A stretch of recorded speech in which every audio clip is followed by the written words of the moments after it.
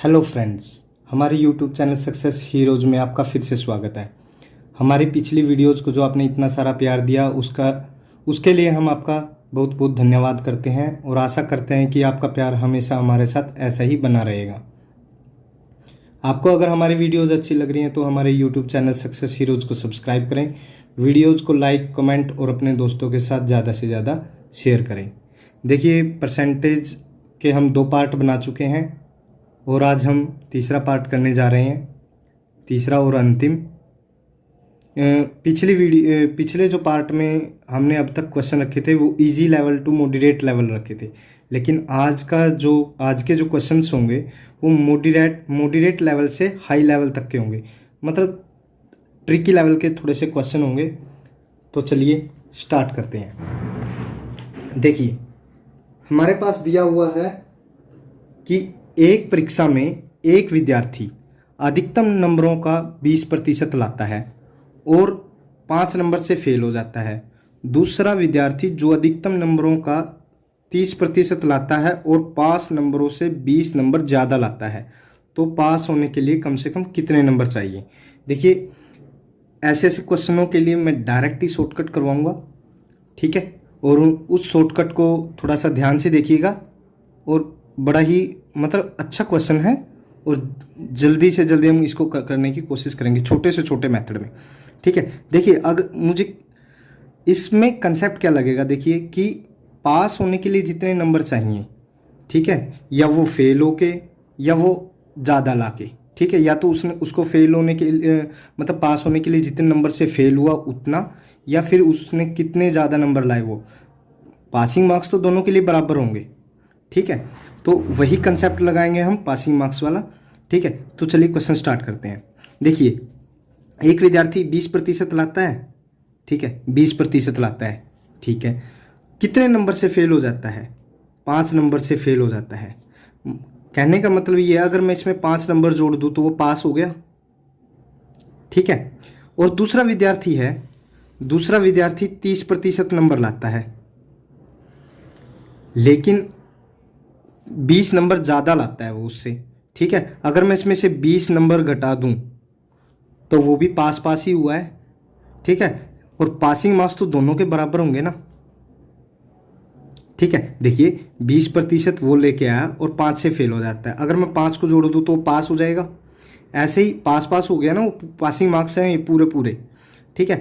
और ऐसे ही अगर मैं 30% जो दूसरा नंबर लाता है उसमें से 20 नंबर ज़्यादा जो लेके आया वो मैं माइनस कर दूं तो वो भी पूरा पास ही हुआ है बस, और पासिंग मार्क्स दोनों के इक्वल ही होंगे, ठीक है। तो इसके लिए क्या करेंगे हम, देखिए ये हमारी स्टेटमेंट बन गई है। अब देखिए, मैं परसेंटेज को एक तरफ कर लेता हूँ और पासिंग मार्क्स मतलब नंबर्स को एक तरफ कर लेता हूँ, ठीक है। देखिए, ये 20 इधर आ गया तो ये 25 हो गया, और ये 20 उधर चला गया तो ये 10% रह गया। 30 में से 20 गया 10%, ठीक है। यानी 10% की वैल्यू 25 है, ठीक है। मुझे पास होने के लिए चाहिए कम से कम कितने नंबर चाहिए? पास होने के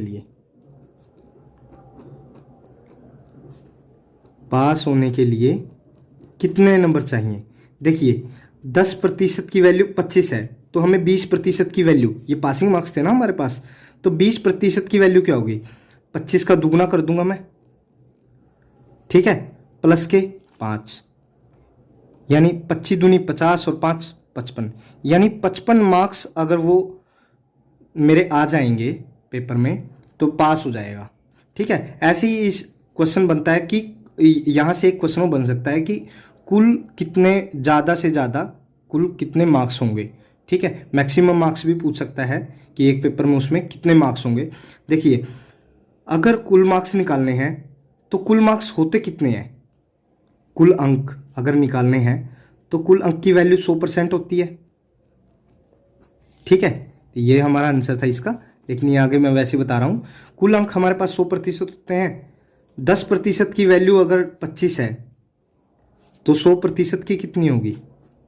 ये इसका अगर मैं 10 से मल्टीप्लाई कर दूँ दोनों तरफ तो ये 100% हो जाएगा ना। इसको भी 10 से मल्टीप्लाई कर दूंगा तो 250, यानी 250 नंबर हमारे, ठीक है। ये टोटल मार्क्स होंगे हमारे, यानी ये मैक्सिमम मार्क्स होंगे 250 ये वाले, ठीक है, देखिए मैंने दोनों तरह के इसमें क्वेश्चन करवा दिए हैं। चलिए अगले क्वेश्चन की तरफ जल्दी से बढ़ते हैं। ठीक है, देखिए एक परीक्षा में 65% विद्यार्थी गणित में पास हो गए, 48% विद्यार्थी भौतिकी में पास हो गए और 30% दोनों में पास हो गए। दोनों विषयों में फेल होने वाले कितने प्रतिशत विद्यार्थी हैं? देखिए ऐसे ऐसे क्वेश्चंस बहुत ट्रिकी लेवल के होते हैं और ये ज़्यादातर पेपर में पूछे जाते हैं। इनका मैं शॉर्टकट और बहुत ही अच्छा तरीका बताऊंगा। देखिए हमें कुछ ज़्यादा करना नहीं है, बस थोड़ा सा देखना है कि क्या बोल रहा है। देखिए 65% विद्यार्थी गणित में पास हो गए। देखिए हम इन क्वेश्चंस को वेन डायग्राम की सहायता से करेंगे। मैं इनको अच्छे से करवाता हूँ अभी। ठीक है, 48% विद्यार्थी भौतिकी में पास हुए हैं और 30% दोनों में पास हुए हैं। ठीक है, मान लीजिए ये कुछ विद्यार्थी हैं जो गणित में यानी मैथ में पास हुए हैं। ठीक है, मैथ में पास हुए हैं और कुछ ये ऐसे विद्यार्थी हैं जो भौतिकी यानी फिजिक्स में पास हुए हैं। ठीक है, और ये कुछ ऐसे विद्यार्थी होंगे जो दोनों में पास हुए हैं। ये वाला पोर्शन, ये बीच का जो दोनों का कॉमन है, ये दोनों में पास हुए हैं। देखिए मुझे दिया क्या हुआ है कि 30% दोनों में पास हुए हैं, यानी इसकी वैल्यू 30 है। ये 30% है हमारा। ठीक है, गणित में कितने पास हुए हैं? 65% हुए हैं, यानी 30 तो ये हो गए, यानी ये वाला पोर्शन कितना बच गया? ये 35 बच गया ना। 65 था तो ये 35 बच गया। ठीक है, फिजिक्स में देखिए फिजिक्स में कितने पास हुए हैं? फिजिक्स में 48% यानी 48% पास हुए हैं। 30 तो ये हो गए, ये पूरा है ना फिजिक्स का, ये वाला पूरा पोर्शन फिजिक्स का है ना, ये वाला देखिए। लेकिन इसमें 30% तो यही आ गए। अब ये कितने बचे हैं? ये वाला एरिया बचा है 18% का। ठीक है, तो देखिए टोटल दोनों में मतलब कुल मिला के कितने पास हुए? 35 और 30, 65 और 18, 83, यानी पास हो गए हैं 83%। लेकिन कुल विद्यार्थी कितने हैं? कुल विद्यार्थी किसी भी कक्षा में 100% ही होते हैं। कुल हमारा 100 ही होगा। पास हो गए हैं 83%। ठीक है, तो फेल कितने हुए होंगे? यानी जितने फेल घटा देंगे हम टोटल में से, तो यानी ये पास घटा देंगे हम, माफ़ कीजिएगा, 100 में से हम 83 घटा देंगे तो यानी 17%। 17% ऐसे विद्यार्थी होंगे जो फेल हो गए। देखिए बहुत ही सिंपल तरीके से और बहुत ही अच्छे तरीके से क्वेश्चन ये है करवाया है। इसको ध्यान से और आसान से तरीके से देखिए, अच्छे से तरीके से देखिए। देखिए 65% विद्यार्थी गणित में थे, 30 तो कॉमन हो गया दोनों का, तो ये 65 थे तो ये 35 बच गया।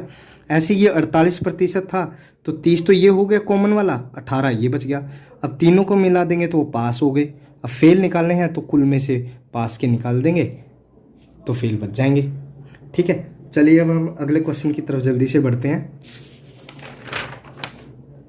देखिए दिया क्या हुआ है, एक परीक्षा में जिसमें कुल अंक 500 हैं, ए को बी से 10% कम अंक मिलता है, बी को सी से 25% अधिक अंक मिलता है और सी को डी से 20% कम अंक मिलता है। यदि ए को 360 अंक मिले हैं तो डी को कुल अंकों का कितना प्रतिशत अधिक अंक मिला है? प्रतिशत अंक मिला है, माफ़ कीजिएगा, ये पूछा गया कि डी को कुल कितने अंकों का कितना प्रतिशत मिला है, ऐसा कुछ पूछा गया हमसे। देखिए इसको मैं अच्छे से आराम से सोल्व करते हैं हम। देखिए हमें दिया क्या हुआ है, देखिए 10% दिया हुआ है ना हमें कि ए को बी से 10% कम अंक मिलता है। 10% को अगर मैं लिखूं तो मैं इसको ऐसे लिख सकता हूँ 1/10, यानी मुझे ऐसे दिया हुआ है कि ए और बी, ठीक है, कम दिया हुआ है तो माइनस हो गया, यानी ये 10 में से 1 माइनस कर दूंगा तो 9 और ये 10। ठीक है, ए को कम मिला है ना तो ए को कम कर दिया मैंने। ठीक है जी, देखिए यहाँ तक ये हो गया। अब बोला गया है कि बी को सी से 25% अधिक अंक मिलता है, यानी 25% है। 25% की वैल्यू हमारी क्या होती है? 1/4। अधिक मिला है तो प्लस का, देखिए 4 से 1 बढ़ा के, यानी बी को सी से कितना अधिक अंक मिला है, 1 अंक मिला है। अगर बी सी को 4 अंक मिले हैं तो बी को कितना मिला है, 1 बढ़ा के, यानी 5 अंक मिले हैं। ठीक है, यानी इनका रेशो आ गया 5:4।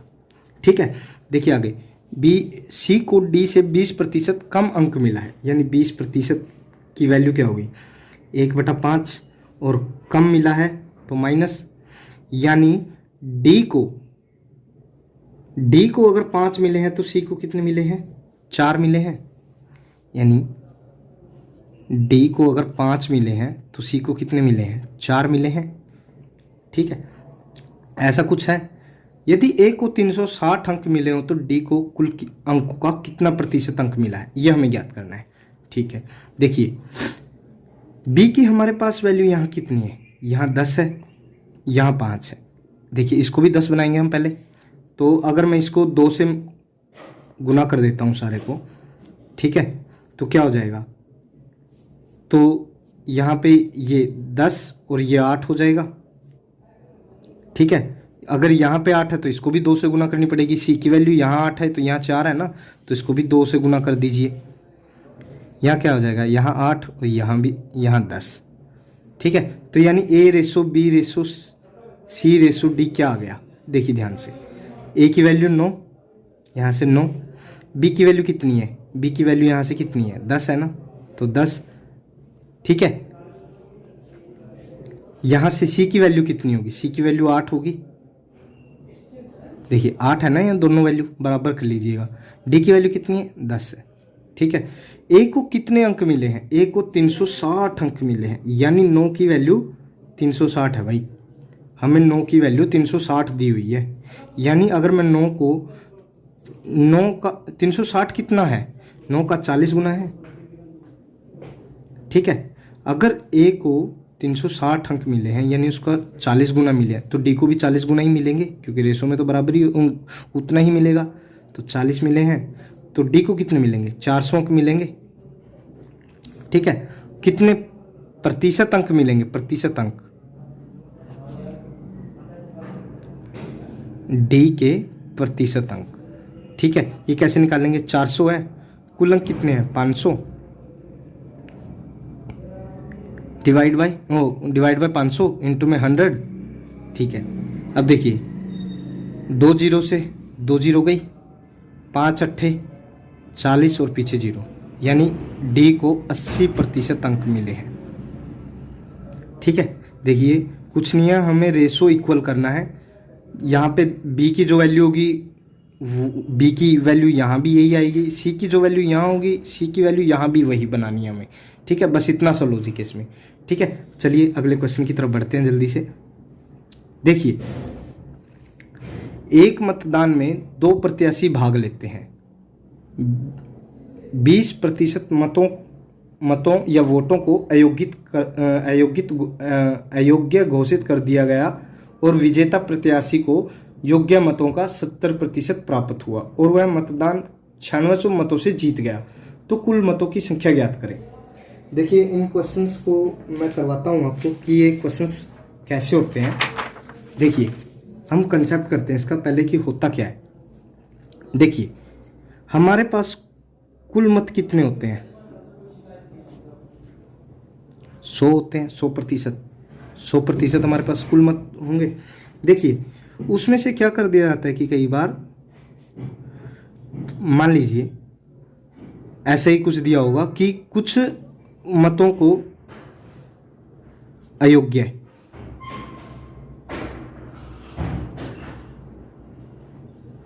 ठीक है, 1 मिनट, अगर पहले मतों को डाला ही ना जाए,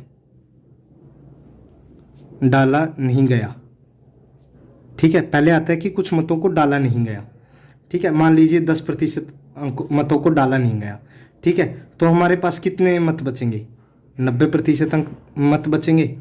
अब देखिए उनमें से भी मान लीजिए 10% मतों को अयोग्य घोषित कर दिया गया,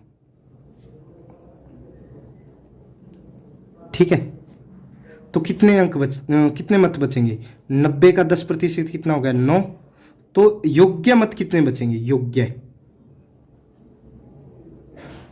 यहां से कितने बचेंगे? 81% बचेंगे। 90 का 10, 9 माइनस हो गया। ठीक है, योग्य मत बचेंगे। अब उसमें से भी मान लीजिए 2 कैंडिडेट खड़े हैं, एक जीत वाला विनिंग वाला, एक लॉस वाला। कुछ यहाँ विनिंग वाले को मिलेंगे, कुछ यहाँ लॉस वाले को मिलेंगे। अब उनका या तो हमें डिफरेंस दिया हुआ होगा, ठीक है, या ये दिया होगा कि योग्य को कितने, मतलब जीतने वाले को कितने मिले हैं या हारने वाले को कितने मिले। उस हिसाब से हम कुल मतों की संख्या निकाल लेंगे। ठीक है, देखिए समझ में आया। हमें क्या दिया होगा कि हमें पहले मान लीजिए कुल मत 100% है। ठीक है, कितने मत नहीं डाले गए हैं ये दिया हुआ होगा।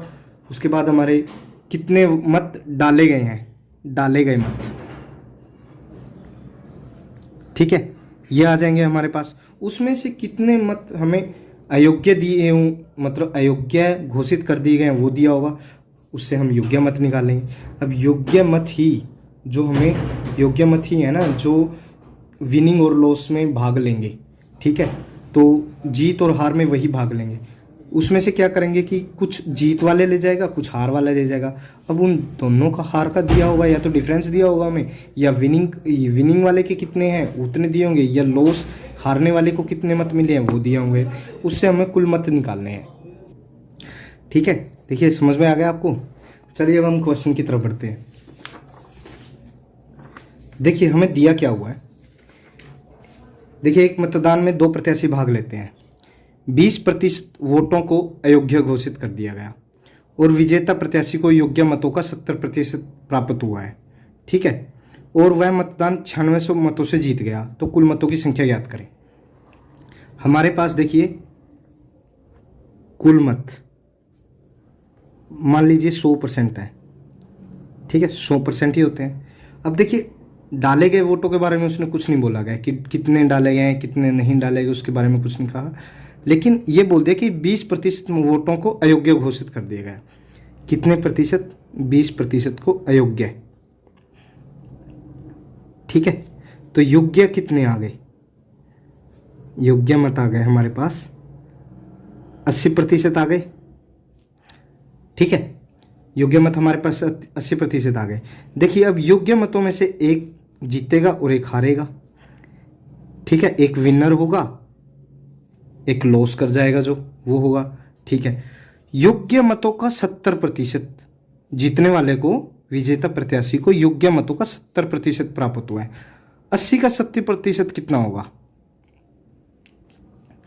56 होगा। ठीक है, तो यानी इसको 56% अंक मिले। और इसको कितने मिले होंगे? इसको बाकी के 80 में से 56 यानी 24% अंक जो मत बचे हैं वो मिले होंगे इसको। ठीक है, देखिए और वह जो ये मतदान है, ठीक है, यह जीतने वाला 9600 मतों से जीता है। मतलब इनके डिफरेंस का, इनके डिफरेंस दिया होगा ना 9600 मुझे, लेकिन मेरे पास डिफरेंस कितना है? 32% का है। 56 में से 24 के 32%, यानी अभी मुझे 32% की वैल्यू 9600 दी हुई है, तो ये अलग है। ठीक है, 32% की वैल्यू 9600 दी हुई है, यानी 100% की वैल्यू कितनी होगी? 9600 डिवाइड बाई 32 इंटू 100। ठीक है, अगर इसको मैं काटूँ तो 32 96 होता है, 3 2 0, तो यानी 30,000। ठीक है, 30,000 हमारे पास कुल मत होंगे। ठीक है, आगे समझ में। चलिए अगले क्वेश्चन की तरफ जल्दी से बढ़ते हैं। देखिए क्या दिया हुआ है कि चीनी के मूल्य में 10% की कमी होने के कारण एक व्यक्ति 270 रुपये में 1 किलोग्राम चीनी अधिक खरीदता है। तो प्रति किलोग्राम चीनी का आरंभिक मूल्य ज्ञात कीजिए। देखिए आरंभिक मूल्य ज्ञात, देखिए हमारे पास 2 प्राइस बनते हैं अगर कोई चीज़ घटती है बढ़ती है, एक आरंभिक मूल्य और एक नया मूल्य। जो हमारा नया मूल्य जिसकी कमी के कारण या मूल्य में वृद्धि होने के कारण जो हमें मिलता है वो नया मूल्य होता है। ठीक है, देखिए हमें 10% की कमी हुई है, तो 10% की वैल्यू क्या होगी? इसको मैं 1/10 लिख सकता हूँ। ठीक है, कमी हुई है तो ये माइनस का होगा, ठीक है। यानी कोई चीज़ पहले 10 की थी वो अब कितनी की होगी, 1 माइनस की यानी 9 की होगी। यानी एक ओल्ड प्राइस हो गया हमारे पास, एक न्यू प्राइस हो गया, ठीक है। ओल्ड है और न्यू है, दो चीज़ें हैं हमारे पास, ठीक है। पहले 10 की थी अब 9 की हो गई है, ठीक है। देखिए हमारे पास पहले प्राइस था, किसी चीज़ का मूल्य था, कीमत थी उसकी, ठीक है। क्वांटिटी इसका मैंने जैसे पहले बताया था, पिछले एक क्वेश्चन में मैंने ऐसे ही क्वेश्चन कराया था, उसमें मैंने बताया था कि क्वांटिटी इनका अपोजिट होती है, ठीक है। क्वांटिटी इसका अपोजिट होती है, तो क्या होगा कि ये अपोजिट हो जाएगी, ये 9 हो जाएगा, ये 10 हो जाएगा, ठीक है। आ रहा है समझ में? देखिए इसको ये 9 हो जाएगा, ये 10 हो जाएगा। अब देखिए इसमें कितना अंतर बढ़ा है, यहाँ से मान लीजिए कोई पहले चीज़ 9 किलो आ रही थी, अब 10 किलो आ रही है क्वांटिटी में, तो यानी 1 किलो का चेंज आया है, 1 यूनिट का चेंज आया। मान लीजिए पहले 9 यूनिट आ रही थी, अब 10 यूनिट आ रही है, 1 यूनिट का चेंज आया है, ठीक है। तो 1 यूनिट की जो वैल्यू आ जाएगी, लेकिन दिया क्या हुआ हमने, हमें 1 किलोग्राम अधिक खरीदता है ना, 1 किलोग्राम चीनी अधिक खरीद लाता है या खरीद सकता है, तो 1 किलोग्राम हो गया, ठीक है। मुझे निकालना आरंभिक ही है, तो मैं अगर मुझे आरंभिक यूनिट मतलब 9 यूनिट की वैल्यू, ठीक है, जो ओल्ड प्राइस है या ओल्ड है, ओल्ड के बारे में बात करूंगा मैं, क्योंकि आरंभिक तो वही होगा ना, ओरिजिनल, ठीक है। ओरिजिनल की 9 यूनिट की मैं बात करूंगा, तो 9 यूनिट की वैल्यू कितनी आ गई, 9 केजी आ गई, यानी पहले वो 9 केजी खरीदता था हमें, ठीक है। तो ओरिजिनल प्राइस यानी आरंभिक मूल्य क्या होगा, देखिए आरंभिक मूल्य क्या होगा, 270 रुपये में पहले वह 9 यूनिट खरीदता था, अब खरीदता है 10, तो आरंभिक मूल्य हो जाएगा 270/9 यानी 30 रुपये पर केजी। आरंभिक मूल्य देखिए हमारे पास ये आ गया 30 रुपये पर केजी, यही हमारा आंसर होगा। लेकिन देखिए अगर हमें ये बोल दे कि नया मूल्य ज्ञात कीजिए, अगर नया मूल्य ज्ञात करने को बोल रहे तो सीधी सी बात है, 270 रुपये में कितनी खरीदता है, 10 यूनिट खरीदता है नए मूल्य में, तो 0 से 0 कट गया, यानी अब नया मूल्य क्या होगा, 27 रुपये पर केजी। देखिए जो भी हमें निकालने को बोला जाए हम उसमें से वो निकाल देंगे। हमें आरंभिक मूल्य निकालने को बोला गया तो 270/9 30 रुपये पर केजी, यही हमारा आंसर होगा। लेकिन अगर हमें नया मूल्य भी निकालने को बोले तो 270 डिवाइड बाय 10 केजी हमारा, ठीक है। तो 10 केजी आ जाएगा, यहाँ से 27 रुपये पर केजी के हिसाब से हम नया मूल्य आ जाएगा हमारा, ठीक है। चलिए अब हम अगले क्वेश्चंस की तरफ बढ़ते हैं। देखिए एक शहर की वर्तमान जनसंख्या 1,80,000 है, यदि वह प्रतिवर्ष 10% प्रतिवर्ष की दर से बढ़ती रहे तो 2 वर्ष के पश्चात कितनी जनसंख्या होगी, ये पूछा उसने, ठीक है। देखिए इन क्वेश्चंस के लिए मैं आपको एक करवाता हूं कि कैसे होते हैं ये क्वेश्चंस, कैसे इनको निकालना होता है। देखिए कोई भी वर्तमान, हमें कोई भी है जनसंख्या है, ठीक है, या कोई भी उसका कीमत दी हुई है, ठीक है, कोई भी कीमत दी हुई है, ये हर क्वेश्चन में ऐसे ही लगेगा। वर्तमान में मान लीजिए मुझे पी दिया हुआ है, ठीक है, मुझे रेट भी दी होगी, दर भी दी होगी, मान लीजिए 8% दर दी हुई है मुझे, ठीक है। मुझे ये पूछा गया है कि मान लीजिए समय भी दिया हुआ है, मान लीजिए टी समय दिया हुआ है, टी वर्ष, ठीक है, ये दर 8% प्रतिवर्ष है, ठीक है। तो मुझे क्या दिया होगा कि या तो उसमें इंक्रीमेंट होगा, मतलब या तो वृद्धि होगी या कमी होगी, ठीक है, टी वर्षों के बाद, ठीक है। हमें या तो वृद्धि निकालनी होगी या कमी निकालनी होगी टी वर्षों के बाद, ठीक है। तो उसका फार्मूला मैं डायरेक्टली लिखवा रहा हूँ आपको। देखिए ये P होगा, P के बाद 1 ± T/100, ये R, सॉरी माफ़ कीजिएगा, R/100 उसकी पावर टी, ठीक है। 1 plus minus R divide by 100 उसकी power T multiplied by P. देखिए अगर हमें वृद्धि के बारे में बोला हुआ है तो हम प्लस का साइन यूज करेंगे फॉर्मूले में, अगर मुझे कमी निकालनी है तो हम माइनस यूज करेंगे, ठीक है। चलिए हम इसको क्वेश्चंस में अप्लाई करते हैं। देखिए दिया क्या हुआ है, एक शहर की वर्तमान जनसंख्या 1,80,000 है। यदि वह 10% प्रति वर्ष की दर से बढ़ती रहे तो 2 वर्ष के पश्चात, यानी बढ़ती रहे तो हमें वृद्धि निकालनी है, 2 वर्ष के पश्चात जनसंख्या क्या होगी। सीधी सी बात है, देखिए वृद्धि निकालनी है ना, 2 साल के बाद वृद्धि, 2 वर्ष के पश्चात कितनी होगी। पी हमारा, पी वर्तमान जनसंख्या कितनी दी है 1,80,000, ठीक है, गुना में 1 प्लस का होगा, वृद्धि दी है तो प्लस का होगा, 10% की दर से, यानी 10/100। समय कितना दिया हुआ 2, ठीक है, यानी यहाँ से क्या हो जाएगा 1,80,000 ऐसे कैसे, 1,80,000 ऐसे कैसे, यहाँ से 0 से 0 कट गई, 10 से कम 10 और 11 का स्क्वायर 121 डिवाइड बाय 10 का स्क्वायर 100, 2 0 से 2 0 कट गई।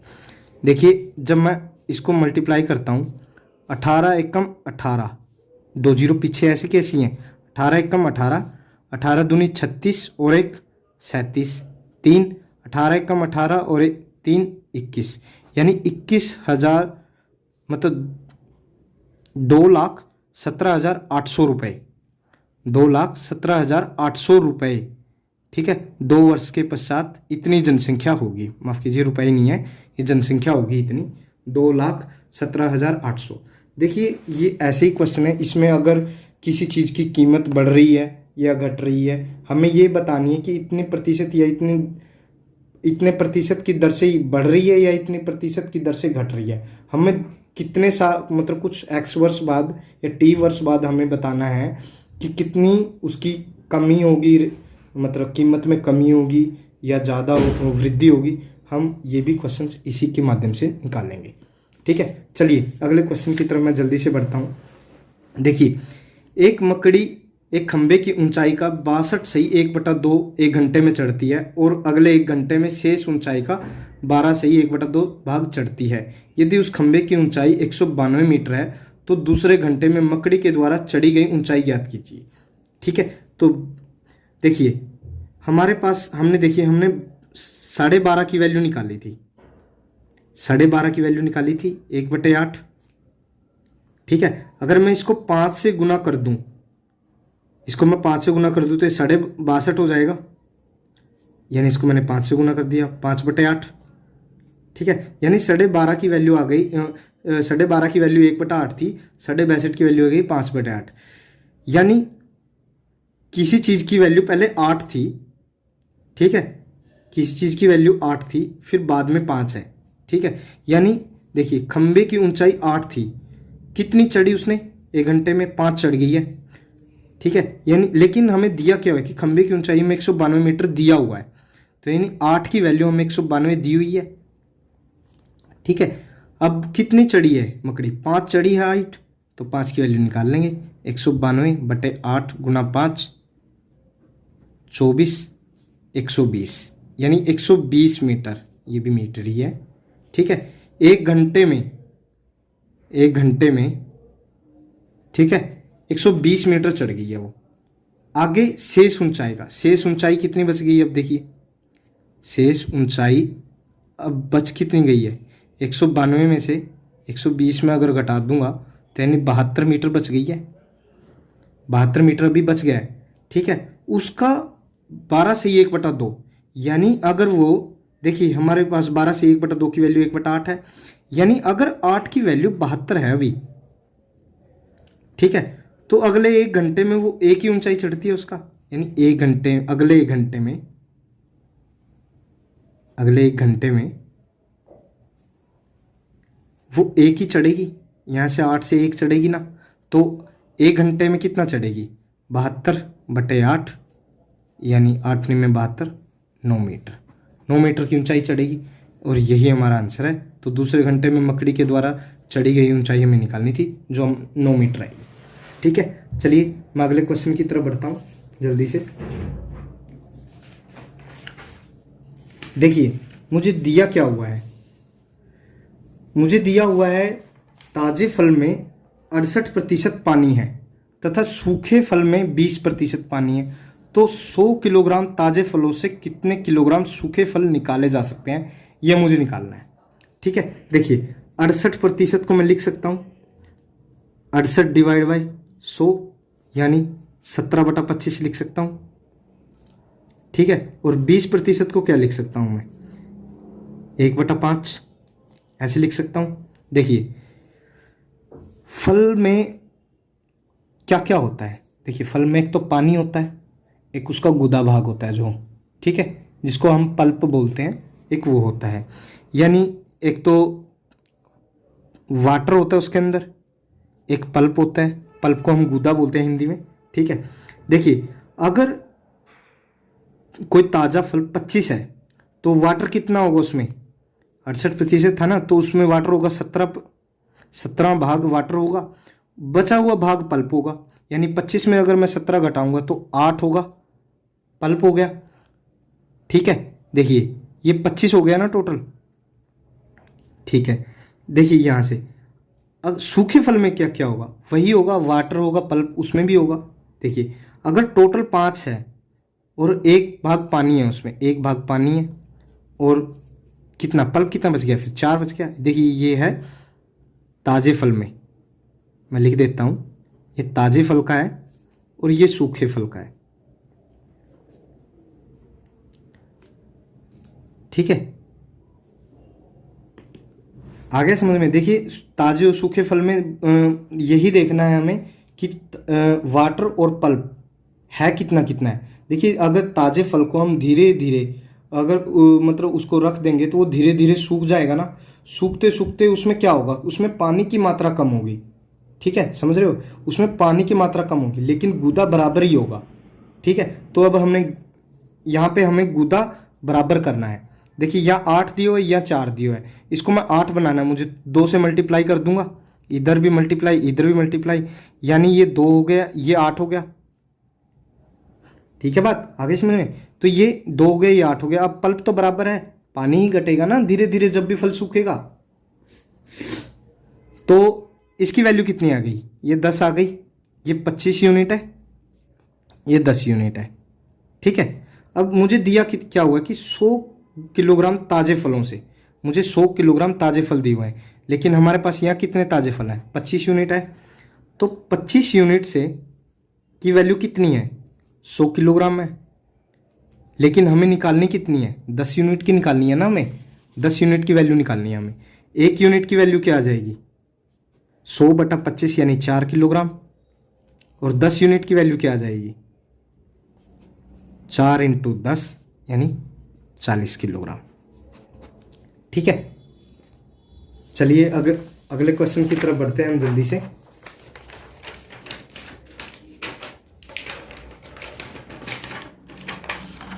देखिए हमें दिया क्या हुआ है, हमें दिया हुआ है कि एक सेल्समैन उसके द्वारा, अच्छा देखिए मैं सेल्समैन के लिए आपको पहले कंसेप्ट बता देता हूं कि होते कैसे हैं सेल्समैन वाले क्वेश्चन।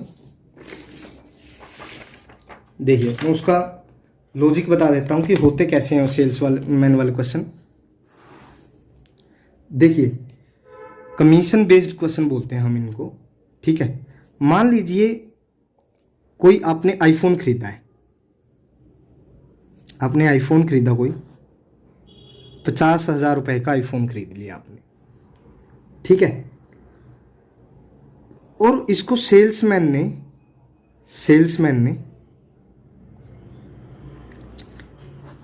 58,000 रुपए में बेच दिया। ठीक है, सेल्समैन ने इसको 58,000 रुपए में बेच दिया है। ठीक है, तो इसका मतलब ये है कि यही कुल बिक्री हुई है, कुल बिक्री तो यही हुई है मतलब कंपनी की। अगर कंपनी ने मतलब सेल्समैन ने उसको 58,000 में बेच दिया तो कुल बिक्री यही हुई है। उसने क्या किया, इसमें से 55,000 रुपये कंपनी में दे दिए, कंपनी में डिपॉजिट करा दीजिए। ठीक है, 55,000 रुपये कंपनी में डिपॉजिट करा दिए, ठीक है। और 3,000 क्या होगा फिर, बचा हुआ 3,000, 3,000 सेल्समैन का कमीशन हो गया। भाई सेल्समैन ने जब 3,000 जमा ही नहीं करवाई कंपनी में तो उसका कमीशन हो गया ना, ठीक है। तो कमीशन परसेंटेज कैसे निकालेंगे हम, ठीक है। कमीशन परसेंटेज निकालने के लिए ये 3,000 है, 3,000 कितने के ऊपर हुआ है, 58,000 के ऊपर हुआ है ना, ठीक है। 58,000 के ऊपर हुआ है 3,000 का कमीशन, ठीक है। इंटू में 100, तो यहाँ से 2 जीरो से 2 जीरो, ये 1 जीरो से 1 जीरो, ठीक है। और इसको अगर मैं 2 पे काटूँ तो ये 29, ये 150, ठीक है। तो 5 सही 5/29%, 29 पंजे 145 और 5 150 हो गया, 150/29 था ना, तो 5 सही 5/29% का ये कमीशन आ गया हमारे, ठीक है। ये हो गया सेल्समैन का कमीशन। लेकिन अगर ये बोला जाए कि हमें ये भी बोल दिया जाए कि कंपनी ने कितना प्रॉफिट कमाया, कंपनी ने कितना प्रॉफिट कमाया वो निकालना हो अगर हमें, तो देखिए 50,000 रुपये इसकी लागत थी, लेकिन कंपनी को मिले कितने हैं, 55,000 मिले हैं ना, तो कितने का प्रॉफिट हुआ, 5,000 का प्रॉफिट हुआ। और अगर हमें प्रॉफिट परसेंटेज निकालनी हो तो 5,000 का प्रॉफिट हुआ है, कितने के ऊपर हुआ है, 5,000 का प्रॉफिट 50,000 के ऊपर हुआ है ना, क्योंकि लागत तो उसकी वही है, लागत के ऊपर ही होता है ना प्रॉफिट। तो 50,000 में से 5,000 का प्रॉफिट हुआ है, तो इंटू में 100, देखिए ये 2 जीरो से 2 जीरो, ये 2 जीरो से ये 2 जीरो, और 5 से 50 काटेंगे तो 10, यानी 10% का उसको प्रॉफिट हुआ है, ठीक है। देखिए कुछ नहीं होता, सेल्समैन की जो कुल बिक्री होती है उसमें से कुछ पार्ट वो कंपनी में डिपॉजिट कराता है और कुछ का वो कमीशन ले लेता है, ठीक है। देखिए हमें बोनस के भी क्वेश्चन दिए होंगे। बोनस में क्या होता है कि मान लीजिए कोई भी बंदा है, X रुपए पे कुछ कमीशन देता है, मान लीजिए A% कमीशन देता है, और X से ऊपर अगर रुपए होंगे, X से ऊपर रुपए होंगे, A% कमीशन तो देगा ही देगा, वो B% का हमें बोनस भी दे देता है, ठीक है।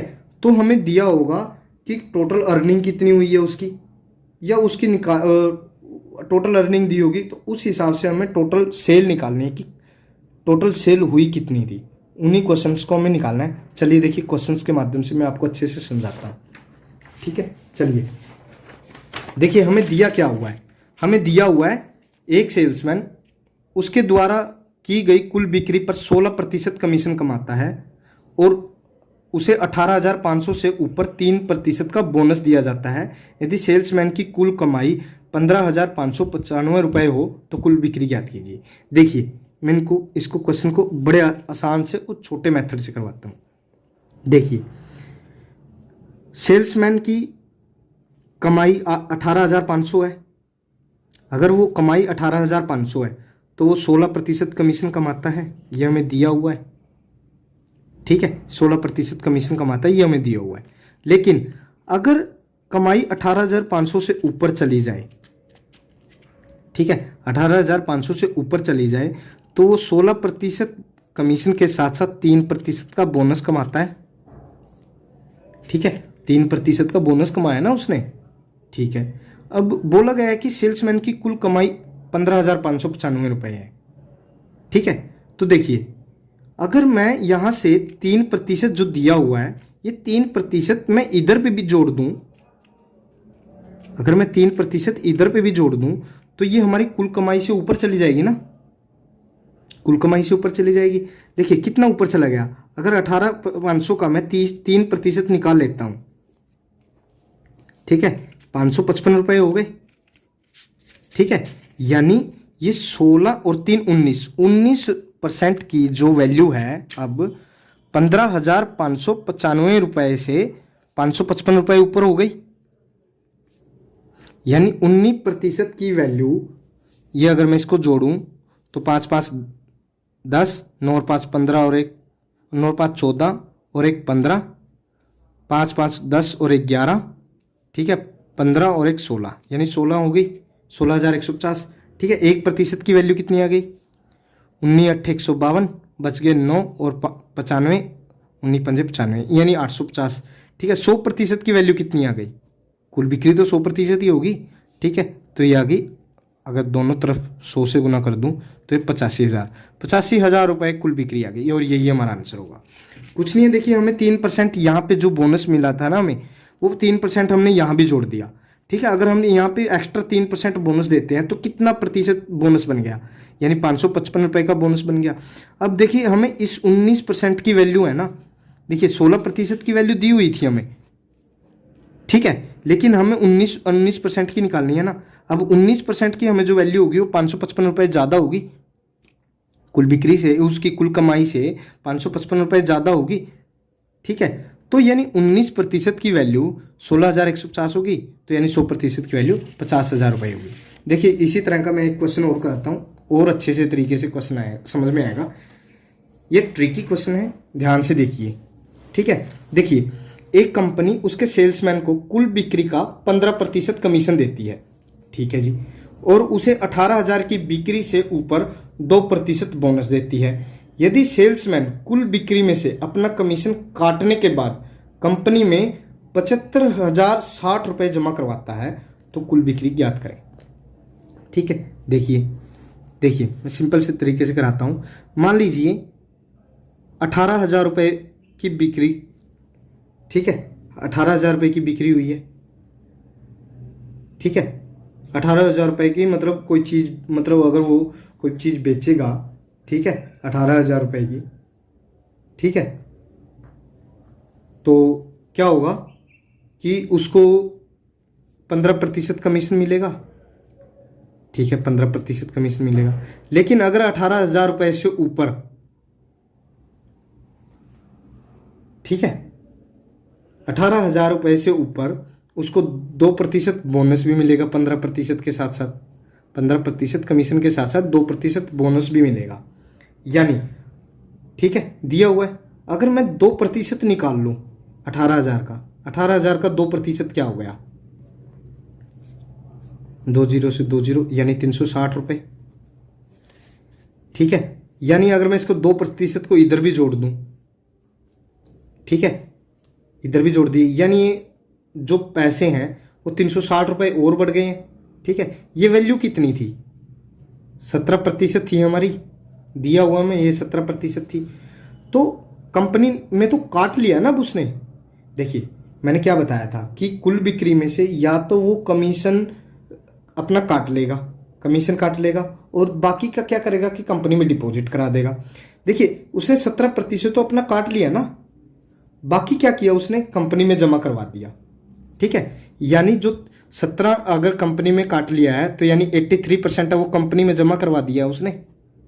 ठीक है, कंपनी में 75,060 जमा कराए थे, लेकिन ये 360 रुपये और बढ़ गए थे ना ऊपर, तो ये 360 भी घटा दीजिए, यानी 83% की वैल्यू यहाँ से 0 0 3 में से 10 में से 3 गया 7, और ये आ गए 74। यानी 1% की वैल्यू क्या आएगी? ये 1% की वैल्यू आएगी 900 रुपये। ठीक है, कुल बिक्री ज्ञात करनी है हमें, यानी 100% की वैल्यू आएगी 90,000 रुपये। ठीक है, देखिए आसानी क्वेश्चन है, थोड़ा सा बस रिपीट करके देख लीजिएगा, अगर आपको समझ में नहीं आ रहा है आ जाएगा, कोई दिक्कत नहीं है। ठीक है, ट्रिकी क्वेश्चन है, देखिए आगे प्रैक्टिस करते रहिए। देखिए मैंने अपनी तरफ से हर लेवल का क्वेश्चन, हर टाइप का क्वेश्चन मैंने करवाया आपको। ठीक है, तो प्रैक्टिस करिए ज़्यादा से ज़्यादा क्वेश्चंस की, और लगे रहिए, मन लगाकर पढ़ते रहिए। आपकी सक्सेस में ही हमारी सक्सेस है। ठीक है, तो मिलते हैं अगली वीडियो में, तब तक के लिए बाय बाय, लव यू, जय हिंद।